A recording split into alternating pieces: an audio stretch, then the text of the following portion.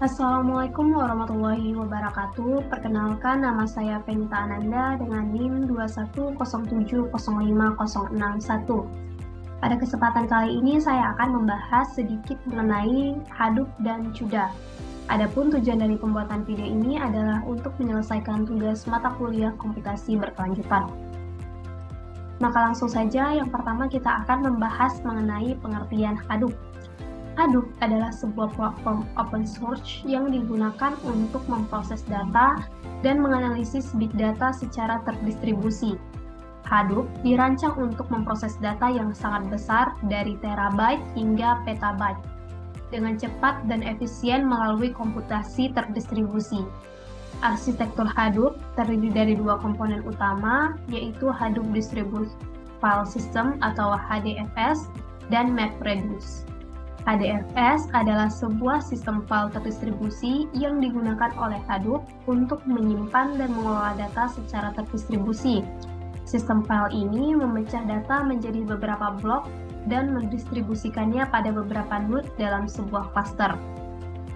MapReduce adalah sebuah model pemrograman yang digunakan untuk memproses data secara terdistribusi di dalam cluster Hadoop. Model ini memisahkan tugas pemrosesan data menjadi dua fase, yaitu fase map dan fase reduce. Hadoop dapat digunakan dalam pemrograman big data dengan cara memanfaatkan kekuatan komputasi terdistribusi pada cluster Hadoop. Dalam pemrosesan big data, data yang sangat besar dibagi-bagi menjadi blok data yang lebih kecil dan terdistribusi ke node-node dalam cluster Hadoop. Setiap node dalam cluster memproses data secara terdistribusi menggunakan MapReduce, sehingga pemrosesan data dapat dilakukan secara paralel dan lebih cepat. Selanjutnya kita akan membahas MapReduce. MapReduce adalah sebuah model pemrograman yang digunakan dalam Hadoop untuk memproses data secara terdistribusi di dalam sebuah cluster. Model ini memecah tugas pemrograman data menjadi dua fase, yaitu fase map dan fase reduce. Fase map adalah proses pemetaan data dari bentuk awal menjadi bentuk yang lebih sederhana atau lebih abstrak. Pada fase ini, data yang sangat besar dibagi-bagi menjadi blok-blok data yang lebih kecil dan didistribusikan ke beberapa node dalam sebuah cluster Hadoop. Setiap node dalam cluster memproses data secara terdistribusi menggunakan fungsi map yang telah ditentukan. Fungsi map ini memetakan blok-blok data ke dalam bentuk pasangan kunci nilai atau key-value pairs yang lebih sederhana atau lebih abstrak. Fase reduce adalah proses penggabungan hasil dari fase map menjadi hasil akhir yang diinginkan. Pada fase ini, hasil dari fungsi map digabungkan dan diolah kembali menggunakan fungsi reduce yang telah ditentukan. Fungsi reduce ini memproses data dalam bentuk pasangan kunci nilai dan menghasilkan output akhir dalam bentuk pasangan kunci nilai baru yang lebih sederhana atau lebih abstrak. Model MapReduce sangat cocok digunakan dalam pemrosesan data yang sangat besar dari terabyte hingga petabyte, karena dapat memproses data secara terdistribusi di dalam cluster Hadoop dengan menggunakan kekuatan komputasi terdistribusi. Model ini juga dapat digunakan untuk memproses data yang tidak terstruktur seperti data teks, data log, dan data sensor. Selanjutnya kita akan membahas Hadoop Distributed File System atau HDFS. Hadoop Distributed File System atau HDFS adalah sistem file terdistribusi yang digunakan oleh Hadoop untuk menyimpan dan mengelola data secara terdistribusi. Di dalam sebuah cluster Hadoop, HDFS dirancang untuk dapat mengelola data yang sangat besar, yaitu dari terabyte hingga petabyte, dengan menggunakan kekuatan komputasi terdistribusi. HDFS menyimpan data dalam bentuk blok-blok yang dibagi di dalam distribusi ke beberapa node dalam sebuah cluster Hadoop. Setiap blok data dalam HDFS memiliki ukuran yang tetap, biasanya 64 MB atau 128 MB, dan diduplikasi secara otomatis ke beberapa node dalam cluster Hadoop. Hal ini dilakukan untuk memastikan ketersediaan data yang tinggi, yaitu high availability, dan meminimalkan risiko kehilangan data. HDFS menggunakan arsitektur master-slave, di mana terdapat satu node master yang bertanggung jawab untuk mengatur dan mengelola data di dalam HDFS, dan beberapa node slave yang menyimpan dan mengelola blok-blok data. Node master dalam HDFS disebut juga name node, sedangkan node slave disebut sebagai data node. Name node menyimpan metadata, yaitu informasi mengenai struktur file dan lokasi blok-blok data, dan juga mengatur akses terhadap data di dalam HDFS. Sedangkan data node menyimpan blok-blok data yang terdistribusi dan mengirimkan blok-blok data tersebut ke klien atau ke node lain dalam cluster. HDFS dapat digunakan untuk menyimpan berbagai jenis data, seperti data teks, data log, data sensor, data gambar, dan data video. HDFS juga dapat digunakan bersamaan dengan MapReduce untuk melakukan pemrosesan data secara terdistribusi di dalam sebuah cluster Hadoop. Selanjutnya ada Yarn, yet another resource negotiator. Yarn adalah manajer sumber daya yang digunakan oleh Hadoop untuk mengalokasikan sumber daya komputasi secara terdistribusi di dalam sebuah cluster Hadoop. Yarn didesain sebagai pengganti dari MapReduce sebagai manajer sumber daya dalam Hadoop. Yarn memungkinkan aplikasi-aplikasi yang berjalan di dalam Hadoop untuk mengalokasikan sumber daya secara dinamis dan efisien, sehingga memungkinkan pengguna sumber daya yang lebih optimal dan pengurangan waktu pemrosesan data.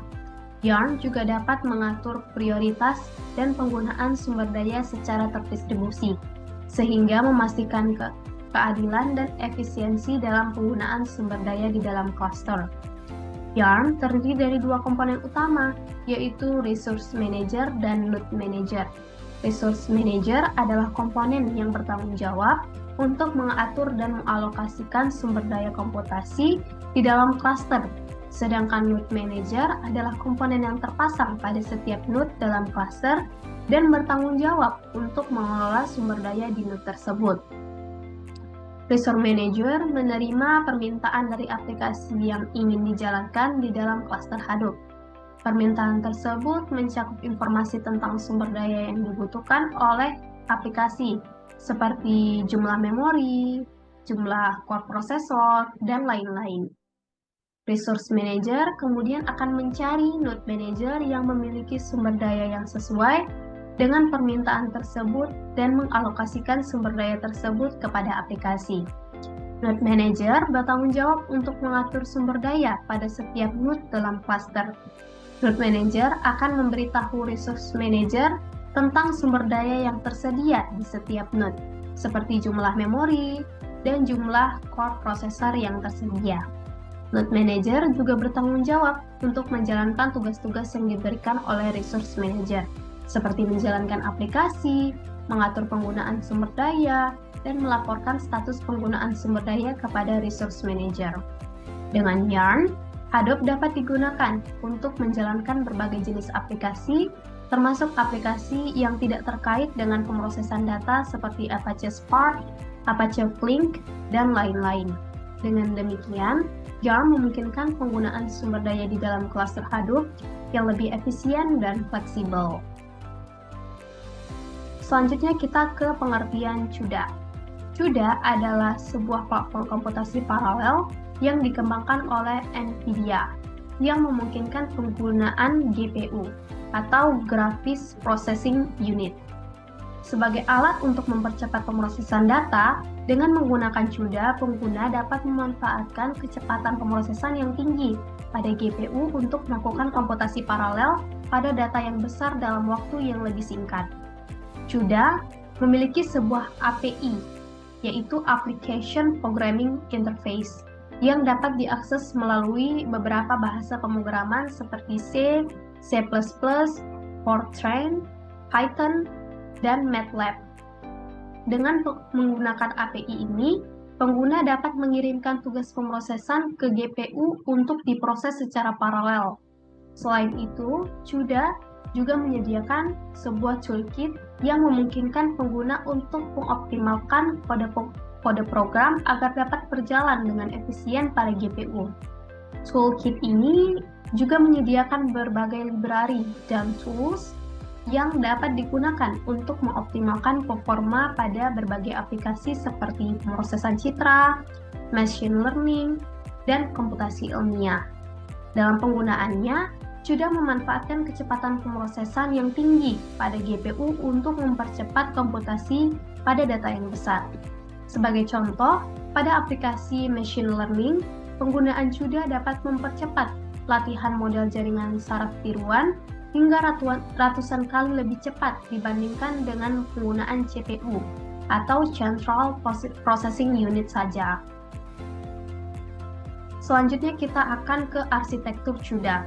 Arsitektur CUDA merupakan suatu sistem paralel yang terdiri dari CPU, yaitu Central Processing Unit, dan GPU, yaitu Graphics Processing Unit, yang bekerja secara terkoordinasi untuk melakukan pemrosesan data secara paralel. Pada arsitektur CUDA, GPU digunakan sebagai alat untuk mempercepat pemrosesan data.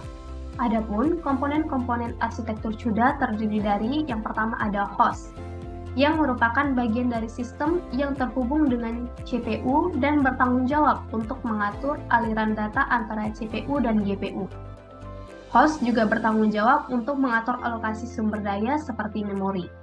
Yang kedua ada device, merupakan GPU yang digunakan sebagai alat untuk mempercepat pemrosesan data. Device memungkinkan pemrosesan data dilakukan secara paralel dengan menggunakan ribuan core pemrosesan. Yang ketiga ada kernel, adalah bagian dari program yang ditulis dalam bahasa pemrograman CUDA dan berjalan pada GPU. Kernel berisi instruksi-instruksi yang diperlukan untuk memproses data secara paralel. Yang keempat ada thread, adalah unit terkecil dalam pemrosesan paralel yang berjalan pada GPU. Setiap thread memiliki identitas yang unik dan diatur dalam blok-blok yang disebut thread block. Yang kelima ada memory. Terdapat dua jenis memori pada arsitektur CUDA, yaitu global memory dan shared memory. Global memory digunakan untuk menyimpan data yang dapat diakses oleh semua thread, sedangkan shared memory digunakan untuk menyimpan data yang dapat diakses oleh thread block yang sama. Pada arsitektur CUDA, pemrosesan data dilakukan dengan membagi tugas menjadi beberapa thread yang berjalan secara paralel pada GPU. Setiap thread akan memproses bagian-bagian kecil dari data pada blok-blok yang disebut thread block. Kemudian hasil pemrosesan thread block akan digabungkan dan menghasilkan hasil akhir. Penggunaan arsitektur CUDA dapat mempercepat pemrosesan data pada aplikasi yang membutuhkan pemrosesan yang intensif seperti pemrosesan citra, video, dan aplikasi machine learning. Selain itu, penggunaan arsitektur CUDA juga memungkinkan pengguna untuk memperoleh hasil pemrosesan dengan waktu yang lebih cepat dibandingkan dengan menggunakan CPU saja. Selanjutnya, penerapan CUDA. Penerapan CUDA dalam berbagai bidang telah membawa kemajuan signifikan dalam pengelolaan data dan pemrosesan paralel. Beberapa contoh penerapan CUDA adalah sebagai berikut. Yang pertama ada pemrosesan gambar. CUDA dapat digunakan untuk mempercepat pemrosesan gambar pada komputer, misalnya dengan menggunakan teknik pemrosesan gambar seperti filter, deteksi TP, dan segmentasi. CUDA dapat meningkatkan kecepatan pemrosesan hingga beberapa kali lipat dibandingkan dengan metode konvensional. Yang kedua ada analisis data. CUDA dapat digunakan untuk mempercepat pemrosesan data dalam skala besar. Sebagai contoh, dalam bidang keuangan, CUDA dapat digunakan untuk memproses data pasar saham dan menghitung risiko investasi secara real-time. Yang ketiga ada kecerdasan buatan. CUDA dapat digunakan dalam pembelajaran mesin dan kecerdasan buatan. Dengan menggunakan CUDA, pembelajaran mesin dan kecerdasan buatan dapat ditingkatkan secara signifikan karena pemrosesan data dapat dilakukan dengan sangat cepat. Yang keempat ada komputasi ilmiah. CUDA dapat digunakan dalam pemodelan dan simulasi ilmiah, seperti simulasi cuaca, analisis molekuler, dan pemodelan kekuatan material. Dengan menggunakan CUDA, waktu pemrosesan dapat dikurangi hingga beberapa kali lipat, sehingga dapat meningkatkan efisiensi dan akurasi hasil. Dalam kesimpulannya, penerapan CUDA dalam berbagai bidang telah membawa manfaat yang signifikan dalam mempercepat pemrosesan data dan pemodelan. Semakin banyak aplikasi yang dapat menggunakan CUDA, semakin besar manfaatnya dan dalam meningkatkan efisiensi dan akurasi pengolahan data. Selanjutnya, perbedaan Hadoop dan CUDA. Hadoop dan CUDA adalah dua platform yang digunakan untuk memproses big data dan mempercepat pemrosesan paralel pada GPU. Meskipun keduanya digunakan untuk tujuan yang sama, namun terdapat perbedaan yang mendasar antara Hadoop dan CUDA. Hadoop adalah platform pemrosesan big data yang didesain untuk memproses data terdistribusi dengan menggunakan model pemrograman MapReduce dan sistem file terdistribusi atau HDFS. Hadoop didesain untuk mengatasi masalah pemrosesan big data yang terlalu besar untuk diproses oleh satu komputasi atau server, sehingga menggunakan banyak server untuk memproses data secara terdistribusi. Hadoop terutama digunakan untuk memproses data batch atau data yang tidak memerlukan pemrosesan interaktif secara real-time. Sementara CUDA adalah platform pemrosesan paralel pada GPU yang didesain untuk mempercepat pemrosesan komputasi paralel. CUDA memungkinkan pengembangan perangkat lunak untuk menggunakan kemampuan pemrosesan paralel pada GPU, yang jauh lebih cepat daripada pemrosesan pada CPU. CUDA digunakan untuk mempercepat pemrosesan pada aplikasi yang memerlukan pemrosesan interaktif secara real-time, seperti analisis data, kecerdasan buatan, dan pemrosesan gambar. Perbedaan mendasar antara Hadoop dan CUDA terletak pada cara mereka memproses data. Hadoop didesain untuk memproses data secara terdistribusi dengan menggunakan banyak server, sedangkan CUDA memproses data pada GPU. Selain itu, Hadoop lebih cocok untuk memproses data batch, sedangkan CUDA lebih cocok untuk memproses data interaktif secara real-time. Dalam interaksi Hadoop, CUDA dan Hadoop merupakan kedua platform yang dapat digunakan secara bersama-sama untuk mempercepat pemrosesan big data. Hadoop digunakan untuk memproses data terdistribusi secara paralel dengan menggunakan banyak server, sedangkan CUDA digunakan untuk mempercepat pemrosesan pada komputasi paralel pada GPU. Integrasi Hadoop dan CUDA memungkinkan pengembangan perangkat lunak untuk memanfaatkan kelebihan dari kedua platform tersebut, sehingga mempercepat pemrosesan big data dengan cara yang lebih efisien dan cepat. Baiklah, sekian presentasi saya hari ini. Terima kasih telah menonton video ini. Lebih dan kurang saya mohon maaf. Assalamualaikum warahmatullahi wabarakatuh.